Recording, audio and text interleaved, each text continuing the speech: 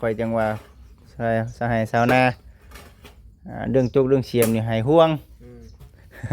พูดไปนี่มันเคยได้เนาะเอ้ยขุดเบิ่นคำว่าคนไรบ่เคยเห็นหน้านี่จับจกจังไดก็ฮะเขาสิจักสิบ่จักสิว่าจังไดดิเนาะบ่ท่าทางมันบ่แม่นแนวนี้นะพี่น้องเนาะได้เรื่องหันก็ดีบ่แม่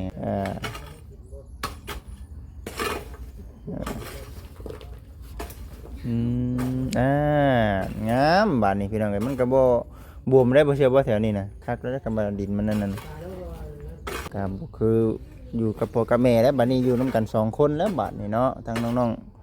ๆทั้งสองเองคั่นแหละเป็นหัวหน้าครอบครัวกันเองมีหยังก็บ่มีแนวอยู่แนวกินหยังก็หามาใช้มีหยังก็หามาใช้นั่นแหละจึงว่านินนักๆเลยก็คืออย่าลืมขอบคุญขอบคุณผู้รักผู้ใหญ่ที่ชื่อทางสร้างเฮือนสร้างชาตินี่แหละคันเพิ่นบ่สดสวยอีดีโลนี่โอ้ยเฮานี่อายุซ้ำนี่บ่สามารถเนาะที่จะมีดินดอนตอนหญ้ามีเฮือนมีชานแบบนี้ได้เพราะฉะนั้นคือเห็นเนาะนั่นคือทำใจเป็นไว้เพราะว่าเพิ่นสามารถเฮ็ดให้เฮาเนาะตั้งรักได้ได้นี่เนาะพี่น้องเอ้ยอันนั้นแหละจังว่าเว้าไปสิได้จังซี่ที่น้องเพิ่นได้ยินจ้ะเก็บไปพิจารณานำถ้าแบบนี้นั่นเด้อที่เพิ่นก็ว่าให้มุ่งหลังคาอยู่จะได้ก๊อกน้ำบาดาลนี่บ่หักมุ้งก็ดีเด้ก็ดีบ่เพิ่นแม่ตาเนาะแม่ดี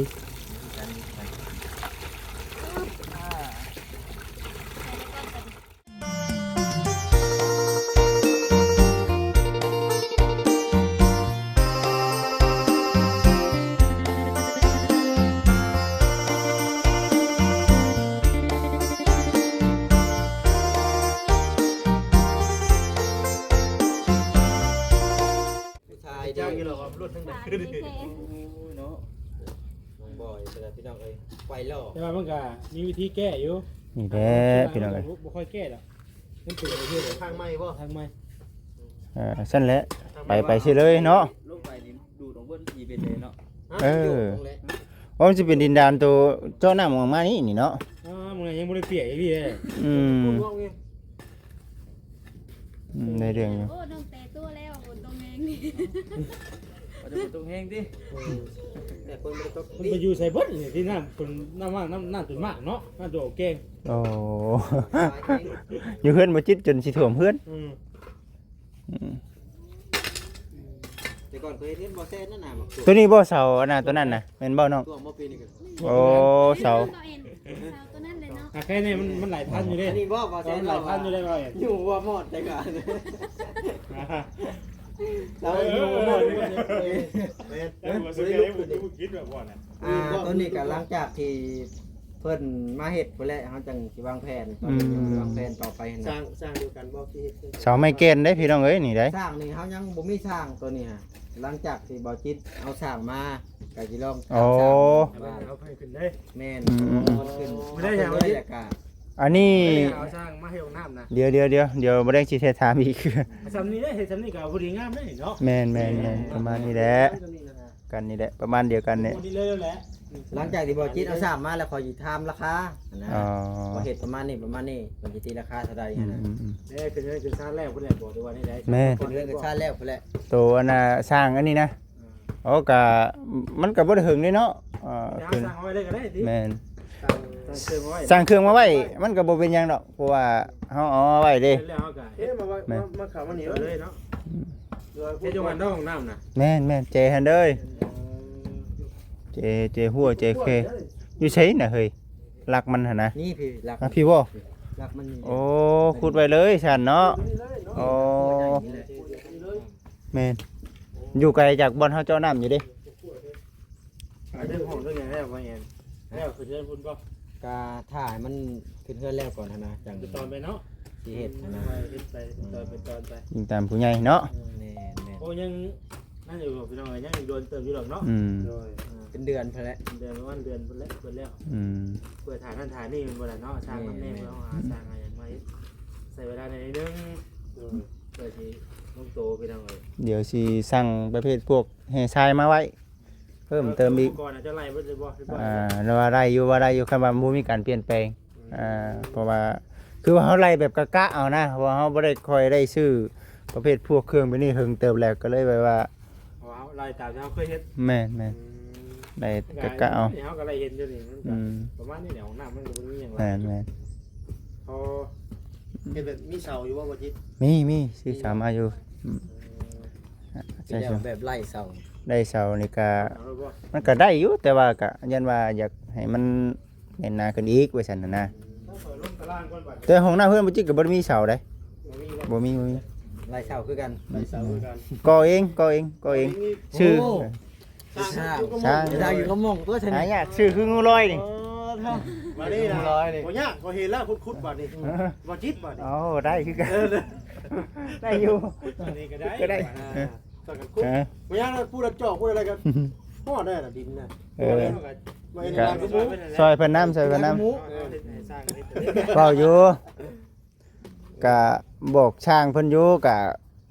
ให้ขุดน้ำแน่หั่นแหละกับเฮาเพิ่นแน่เฮาแน่หั่นแหละ เอาแน่ซอยๆกัน เป็นให้ดีใจแล้ว แม่น ไว้เนาะ แม่น แบบนี้แล้วน้องบอยโอ้ยคักแน่ดินี่ ไม่ยังจอด ก็ นี่ บ่โดนนะมันดินอ่อน ไม่เชือกอันนี้นะ มาจิก ผิดแล้วเสียบ่จิตเนาะ มาจิกโอเคเจ้าพระเจ้าปัญหาเรานี่มาจิกมันก็เราเก็บดี ไม่แก่น ไม่แก่นมอดอยู่หัวมันยังครบนี้ อืมกล่องมันสีเข่าตารางตัวน่ะขึ้นครัวได้แล้วตัวนี้พี่ มาคุดที่โดด ขุดตัวนี้แล้วก็เอามาสิเห็นไหมเพราะว่าตัวนี้น้องต้องตัดไว้อันนี้นะอืมอย่าน้องแต่ยืนเป็นต้นใจ ห้องแก้มให้กำลังใจพัวดูนะ น้อยเนาะมือ อันนี้ก็แม่นห้องก็ขึ้นแล้วว่ะ บอกเขาว่าเฮ็ดคอนเทนต์ให้กันให้ดีที่มันสิสนุกสนานไปเอามา บ่เองหันหน้าพูดก่อนเหรอ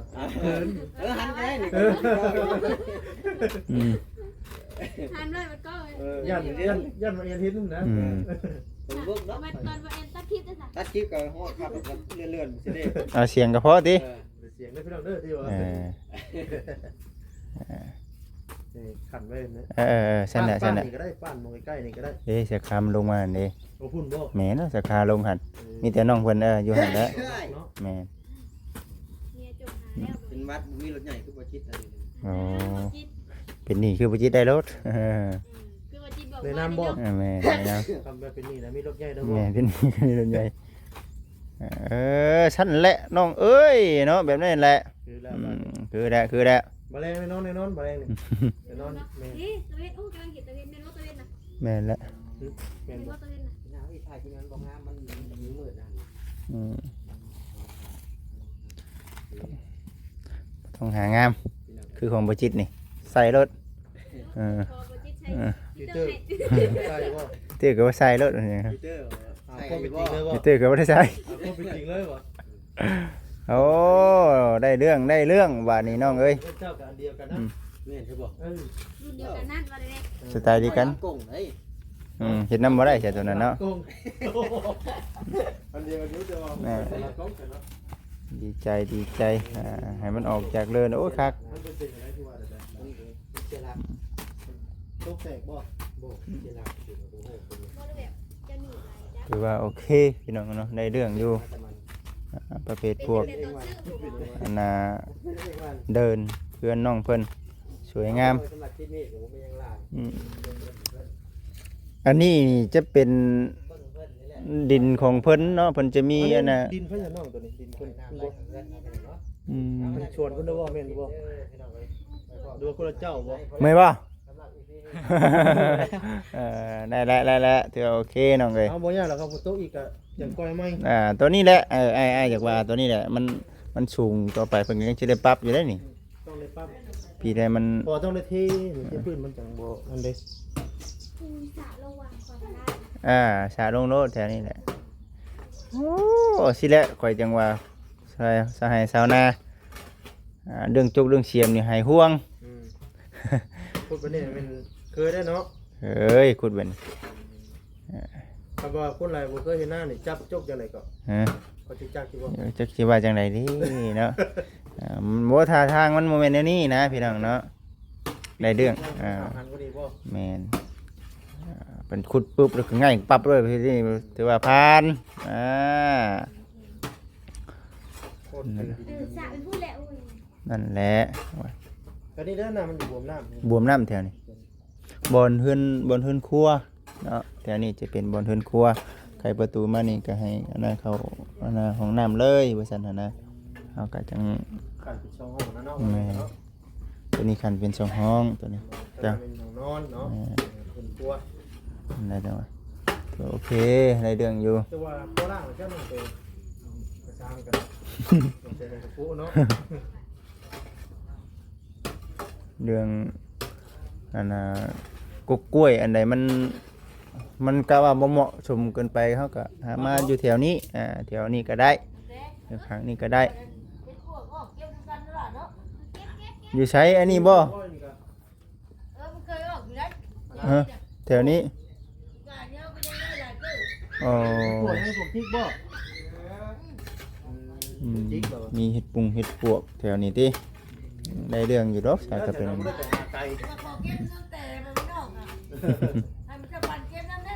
ได้เรื่องอยู่เพียงฮักเลอร์เนาะนี่แหละพี่น้องเลยเนาะทางผัวน้องแต่น้องบอยที่ว่าได้เรื่องอยู่ระวังเด้อ คุณก้อนหินเด้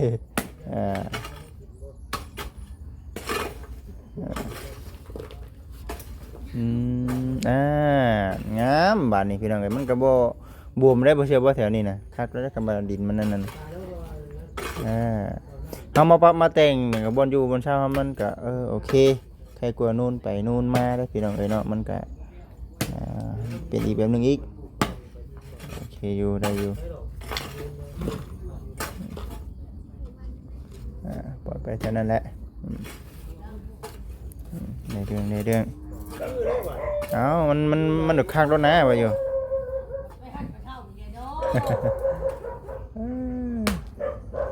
สั่นแล้วเนาะโอ้แม่นนั่นแหละเนาะเพราะว่าก็เจ้าต้องปรับน้ำนั่นเลยปรับหน้านุ่งหน้าดินนั่นแนวนี่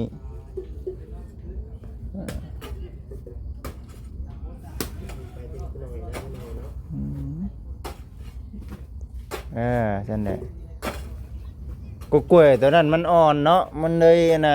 บ่สุกก่อนนักมาก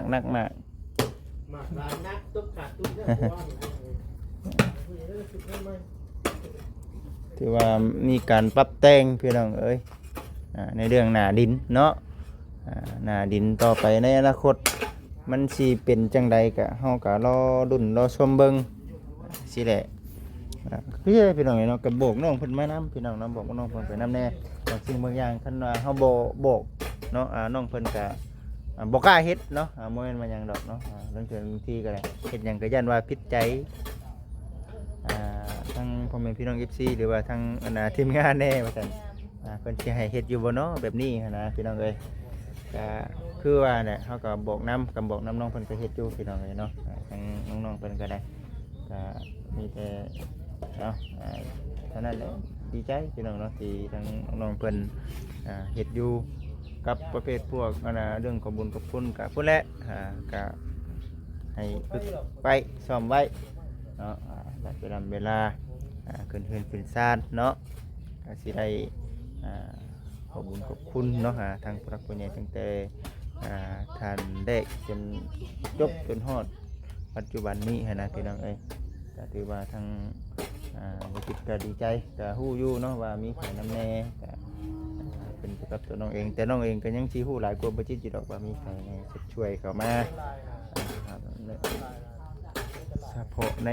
ดินดอนตอนหญ้านี้จนฮอดปัจจุบันนี้พี่น้องเนาะเรื่องที่ผ่านมาก็หลายท่านนั่นแหละก็ถือว่าโอเคได้เรื่องดีใจนำน้องๆเพิ่นมีแต่ว่าคอยเบิ่งคอยชมไปเด้อพี่น้องเด้อเนาะน้องๆเพิ่นก็ได้คอยปรับคอยปรุงเอาแหละเรื่องคำบอกคำว่า การเหตุการณ์กระทำก็ได้พี่น้องเอ้ยก็คือ อยู่กับพ่อกับแม่แล้วบัดนี้อยู่นํกันสองคนแล้วบัดนี้เนาะทั้งน้องๆทั้งสองเองคั่นแหละเป็นผู้น่ะครอบครัวกันเองมีหยังก็บ่มีแนวอยู่แนวกินหยังก็หามาใช้มีหยังก็หามาใช้นั่นแหละจึงว่านินนักๆเลยก็คืออย่าลืมขอบคุญขอบคุณผู้รักผู้ใหญ่ที่ชื่อทางสร้างเฮือนสร้างชาตินี่แหละคันเพิ่นบ่สดสวยอีดีอีโลนี่โอ้ยเฮานี่อายุซ้ำนี่บ่สามารถเนาะที่จะมีดินดอนตอนหญ้ามีเฮือนมีชานแบบนี้ได้เพราะฉะนั้นคือเห็นเนาะนั่นคือน้ำใจเพิ่นไว้เพราะว่าเพิ่นสามารถเฮ็ดให้เฮาเนาะตั้งรักได้ได้นี่เนาะพี่น้องเอ้ยอันนั้นแหละจังว่าเว้าไปสิได้จังซี่ที่น้องเพิ่นได้ยินก็ เก็บไปพิจารณานำในเรื่องอยู่มีแต่คอยเฮ็ดคอยแต่งไปเด้อน้องเด้อคันเมื่อยก็พักผ่อนได้น้องเด้อเมื่อยก็พักผ่อนได้บ่ยากดอกคอยเฮ็ดไปเมื่อยก็เช้าเมื่อยก็พักผ่อนมา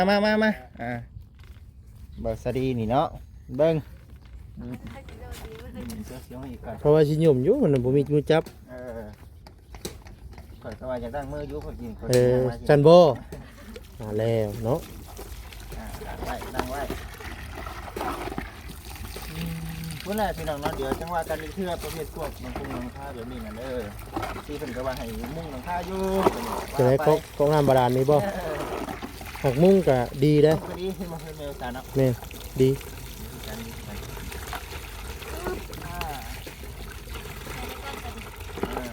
สียไว้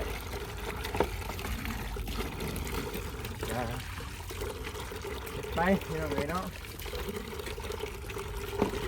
เรื่องการเฮ็ดหัวนี่มันสิมีแต่ด้านเดียวนึงนะเนาะ มีแต่ด้านข้างหน้าเด้อ ข้างหน้า ข้างหน้าอย่างเดียว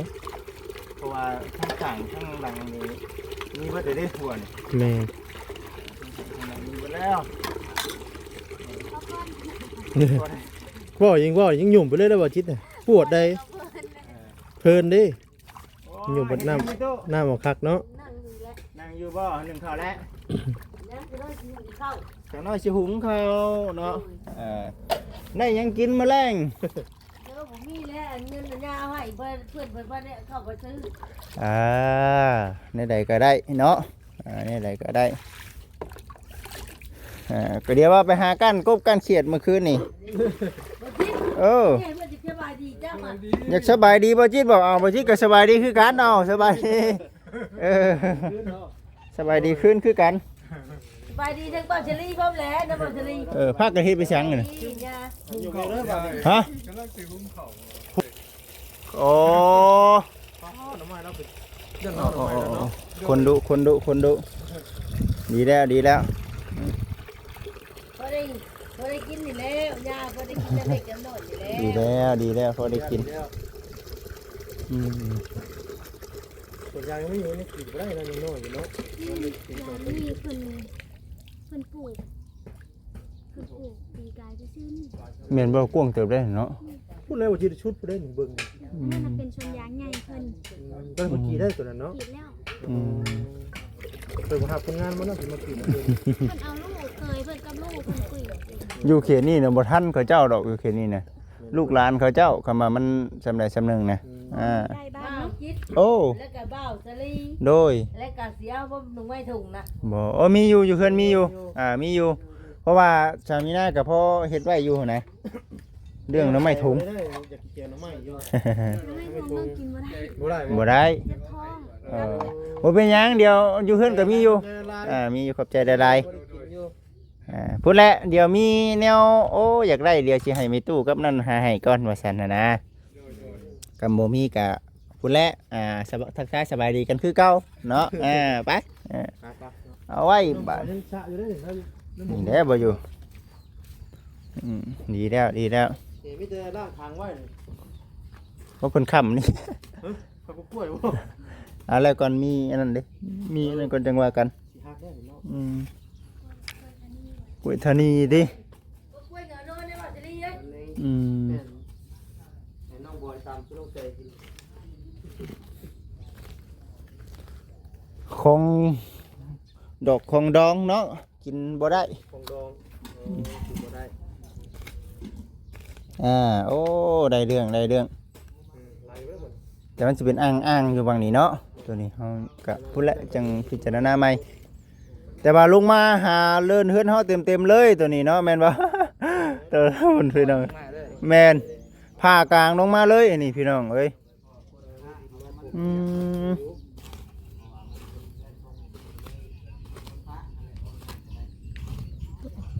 บอนเฮือนน้องเพิ่นนี่สิต่ำเนาะ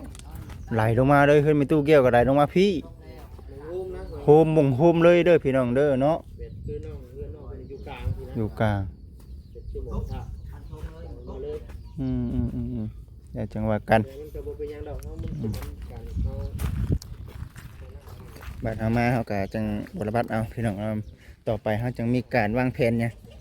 เอาพักผ่อนน้องบ่อยเด้อเนาะพักผ่อนเนาะตาจุบ่าวได้ยืนบ่แวะๆอยู่ สั่งว่าได้ตีเฮาติเฮาสั่งว่าได้เฮาได้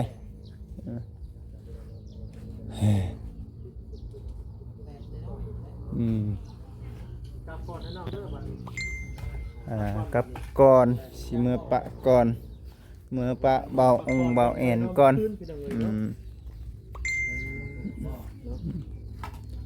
อยู่ดีมีแห้งพี่น้องเอ้ยเนาะโอเคเอาเด้อน้องเด้อเดี๋ยวสิได้กลับได้เนาะสิได้กลับแล้วเดี๋ยวมื้ออื่นกันว่าผลบ่ตกเฮาก็สิสั่งอันน่ะประเภทพวกอันนั้นมาก่อนพวกกลับได้ มาเดินนะครับ โอ้ยเนาะโอเคอยู่ดีมีแห้งโดยบ่แอนเด้ออยู่ดีมีแห้งโดยโดยคือมาแต่หึงก็กันเอาขึ้นก่อนนะของเจ้าเนี่ยให้ชื่อเจ้าโดดฮะโอ้นี่เด้อของเราเด้อป้อนไว้ได้แหละป้อนไว้ได้แหละใจดีแฮงอยู่ว่าจิต เอาเจ้าคนอื่นมาให้ เนาะคักร็อกเองที อายุไปสิ นี่แหละพี่น้องเด้อนี่แหละเอาอยู่ดีมีแห้งอยู่ดีมีแห้งอายุมันคนเยินร่ำรวยสำหรับคลิปนี้ขอกล่าวคำว่าสบายดีพี่น้องเอ้ย